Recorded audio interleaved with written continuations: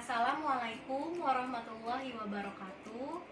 Saya Ruri Amaliati dengan NIM 1800186. Pada tayangan video ini saya buat ditujukan untuk memenuhi salah satu tugas ujian tengah semester pada mata kuliah pengelolaan kelas di SD. Pada mata kuliah pengelolaan kelas di SD ini sudah pasti yang dipelajari yaitu mengenai bagaimana guru ataupun calon guru untuk mengelola kelas di SD, memecahkan masalah-masalah yang timbul di kelas, dan juga mengenai materi-materi mengenai pendekatan-pendekatan yang bisa diterapkan untuk mengelola kelas di SD. Guru merupakan faktor yang sangat penting dalam bidang pendidikan karena guru seringkali dianggap sebagai tauladan bagi siswanya. Oleh karena itu, guru harus bisa untuk mengembangkan siswanya, dan juga selain itu, guru pun harus menguasai mengenai pengelolaan kelas. Seperti yang kita ketahui bahwa pembelajaran yang optimal tercipta dari pengelolaan kelas yang optimal pula. Oleh karena itu, pengelolaan kelas di sini sebagai bentuk upaya guru untuk menciptakan suasana belajar mengajar di kelas yang kondusif dan efektif. Karena suasana kelas yang kondusif dapat lebih menunjang efektivitas pembelajaran. Seperti yang kita ketahui bahwa pembelajaran di kelas, apabila kelas tersebut sangat kondusif, efektif, dan disiplin, maka pembelajaran yang diberikan oleh guru akan lebih mudah untuk diterima oleh peserta didik.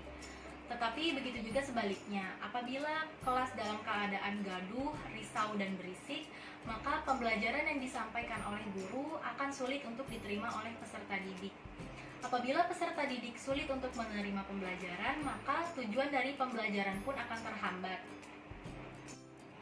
Oleh karena itu, agar pembelajaran dapat dilakukan secara maksimal dan tujuan pembelajaran juga dapat diraih secara maksimal pula, maka sangat diperlukannya pengelolaan kelas. Oleh karena itu, agar pembelajaran dapat dilakukan secara maksimal sehingga tujuan pembelajaran pun dapat dicapai secara maksimal pula, maka sangat diperlukannya pengelolaan kelas ini. Selain itu, guru pun harus mengetahui kemajuan siswanya, maka sangat diperlukan sekali pengelolaan kelas ini agar terciptanya efektif.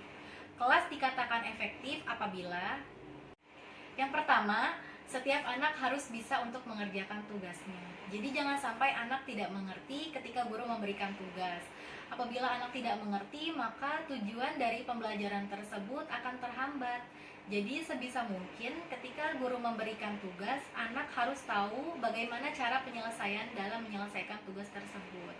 Yang kedua, anak harus mengerjakan tugas dengan tepat waktu. Jadi apabila guru memberikan tugas, anak harus dengan tepat waktu mengumpulkannya dan tidak membuang-buang waktunya. Hal-hal yang bisa dilakukan untuk pengelolaan kelas diantaranya yaitu yang pertama mengenai pengelolaan ruangan. Jadi ruangan yang digunakan dalam pembelajaran ini harus cukup sesuai dengan jumlah siswa yang ada di dalamnya, agar siswa tersebut bisa bergerak leluasa dan tidak mengganggu kelas yang lainnya.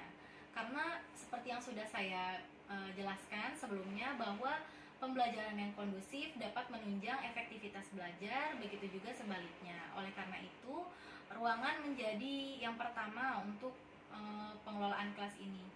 Yang kedua, yaitu mengenai pengaturan tempat duduk. Nah, pengaturan tempat duduk ini sangat diperlukan sekali, karena apabila ada siswa yang kurang dalam penglihatannya, minus atau dan lain-lainnya, maka lebih diprioritaskan untuk bisa duduk di depan. Selain itu juga mungkin duduknya bisa di rolling ke depan, dari yang depan ke belakang, dan yang ke belakang bisa untuk ke depan secara bergantian agar lebih mengerti apa yang disampaikan oleh gurunya. Yang ketiga, pengaturan tempat duduknya mungkin bisa antara perempuan dengan laki-laki, laki-laki dengan perempuan, agar sedikit untuk berbicara, jadi tidak terlalu banyak mengobrol. Ketika guru mengajar, mungkin saja yang sudah guru jelaskan, baik dari cara guru menjelaskannya, melakukan tanya jawab, dan sebagainya, perlu dilakukan kembali evaluasi. Evaluasi ini ditujukan agar guru mengetahui apakah peserta didik tersebut mengerti akan materi tersebut atau tidak. Tujuan dari evaluasi ini untuk meningkatkan kualitas pembelajaran yang lebih baik lagi ke depannya.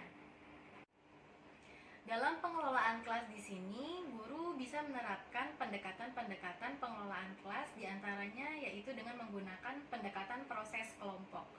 Pendekatan proses kelompok di sini yaitu guru membuat aturan untuk peserta didik, tetapi aturan yang dibuat oleh guru tidak sendiri, yaitu lebih bersifat demokratis, dalam artian aturan yang dibuat juga disetujui oleh peserta didik. Bahkan peserta didik pun berhak untuk menentukan aturan apa yang ingin dilakukan. Dan juga selain itu, sanksi pun harus dibuat oleh peserta didik sendiri. Tujuannya dari proses kelompok ini yaitu agar peserta didik lebih mematuhi aturan yang dibuatnya. Karena apabila aturan lebih bersifat demokratis, memungkinkan bahwa peserta didik akan lebih mematuhi aturan tersebut. Pada pendekatan proses kelompok ini, anak bebas untuk menentukan aturan yang akan dibuatnya. Selain itu, anak juga dapat menentukan sanksi apa yang akan dikenakan apabila peserta didik tersebut melanggar aturan yang sudah dibuat secara bersama tadi. Tujuannya, karena kalau anak yang membuat aturan ini sendiri, maka dia akan lebih bisa untuk mematuhinya. Apabila pembelajaran yang terlalu serius itu membosankan, maka sesekali pembelajaran pun harus diubah strategi pembelajarannya, baik modelnya dan lain sebagainya. Bisa dengan lebih untuk mengeksplorasi dan juga melakukan praktek. Dan juga sesekali guru harus melakukan teknik pembelajaran kelompok dengan mendirikan kelompok yang terdiri dari 4 orang. Kemudian masing-masing kelompok tersebut mencari materi yang akan dibahas pada hari itu.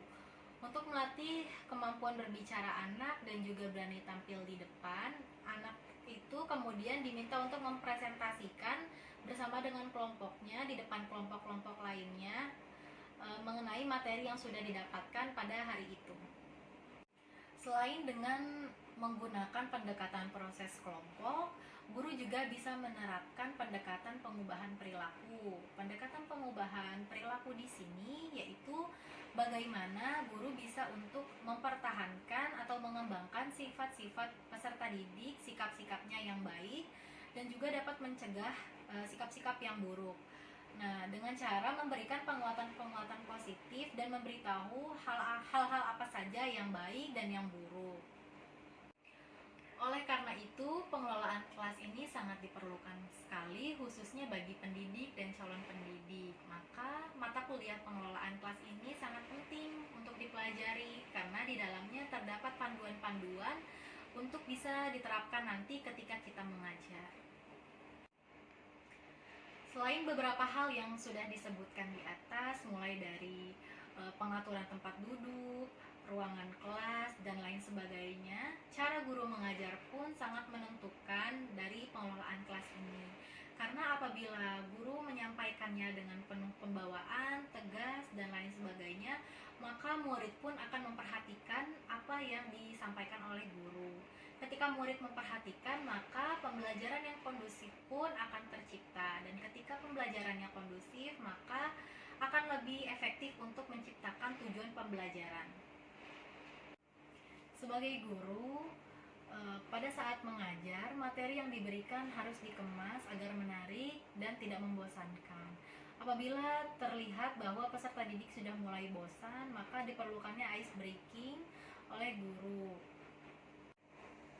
Kiranya itu yang bisa saya sampaikan mengenai pengelolaan kelas. Bahwasannya pengelolaan kelas ini sangat diperlukan sekali demi menunjang efektivitas pembelajaran agar tercapainya tujuan pembelajaran secara maksimal. Apabila saya ulas kembali mengenai pengelolaan kelas yang sudah saya sampaikan, bahwasannya yang paling penting dalam pengelolaan kelas di sini yaitu guru. Bagaimana guru bisa mengkoordinasikan atau mengkondisikan siswa agar pembelajarannya dapat kondusif dan efektif, agar tercapainya tujuan pembelajaran yang diharapkan, baik dengan menggunakan strategi atau pendekatan-pendekatan. Yang pertama yaitu pendekatan proses kelompok, yang kedua bisa dengan menggunakan pendekatan perubahan tingkah laku, dan juga dengan memperhatikan pengaturan tempat duduk siswa agar di rolling dari yang depan ke belakang dan dari yang belakang ke depan, serta dengan memperhatikan pula keadaan keadaan ruang kelas siswa, bahwa ruangan yang digunakan harus sesuai dengan jumlah siswa. Kurang lebihnya mohon maaf. Wassalamualaikum warahmatullahi wabarakatuh.